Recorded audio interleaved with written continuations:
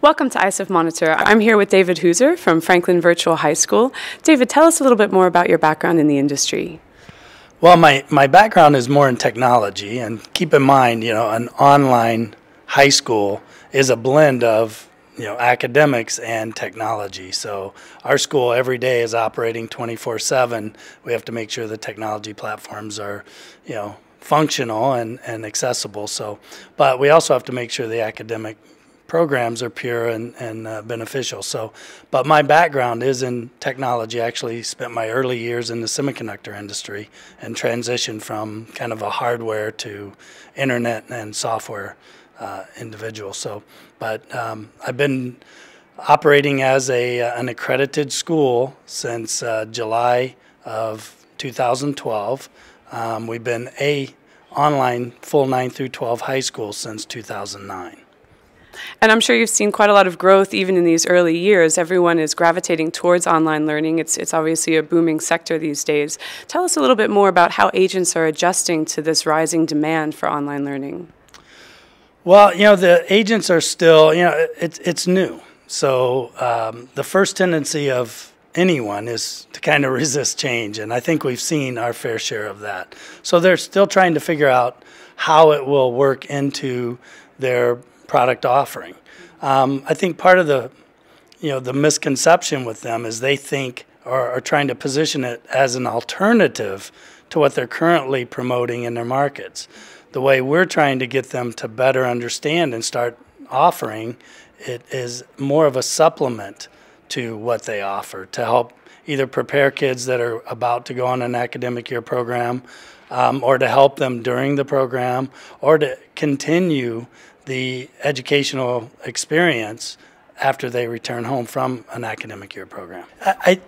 I think today, I won't say blended learning, it's still virtual, it's online, but I think it's a way to efficiently do things they couldn't do before. I mean, right now you find agencies trying to come up with an approach to prepare their kids so they have a better result when they're physically traveling abroad in a program in America or somewhere else, and they're doing it in a very specific way.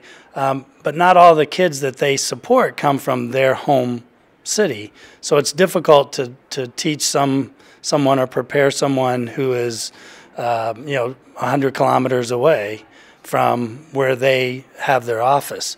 With our program, they now can reach each and every one of their students to prepare them before they come. They've never had that kind of program capability, so it's going through that learning curve, that model they need to position properly within their program offering. So, but it's exciting. So as they understand this more, they're going to take to it. It's a very efficient tool for them to offer in the overall programs they have.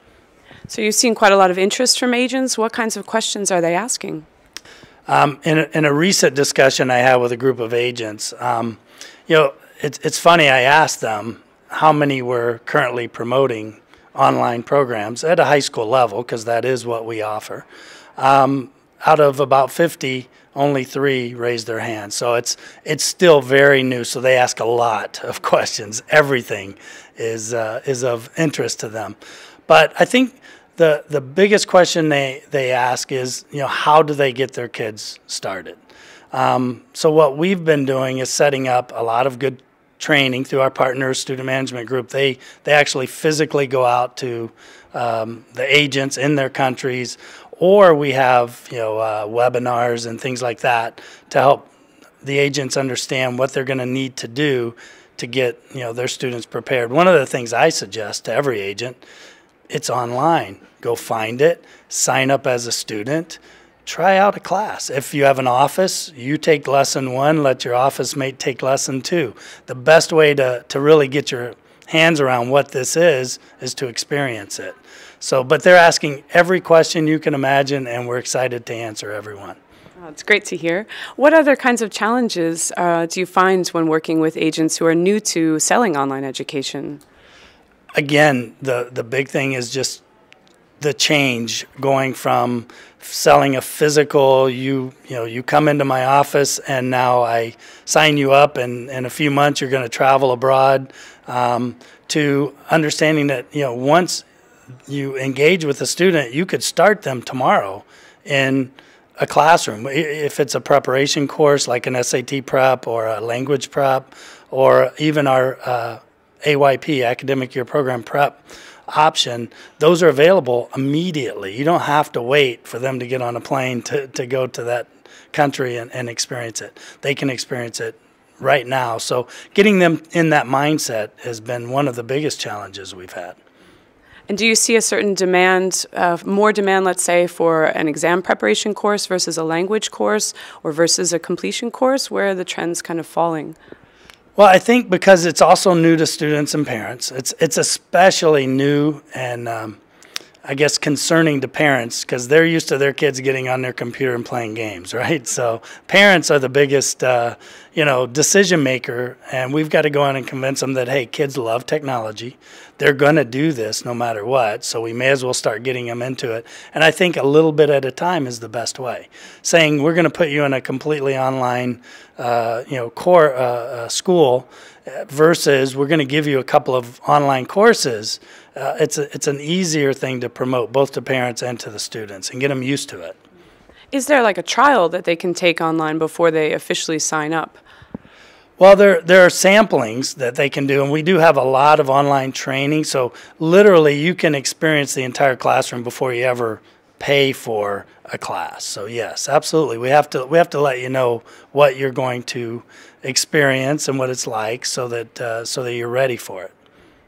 And certainly the flexibility of online learning is pushing some of that demand for it. What about the cost versus a traditional face-to-face course?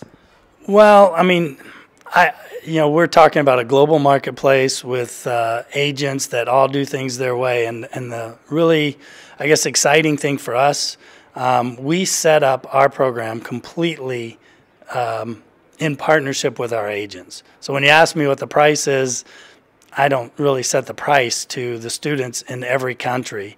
The agents do, our partners do. But it's very competitive. Number one, you don't have to buy an airplane ticket, so immediately you're saving money just by the fact that you get to take it from home. Thank you for watching part 1 of ICEF Monitor. Stay tuned for part 2.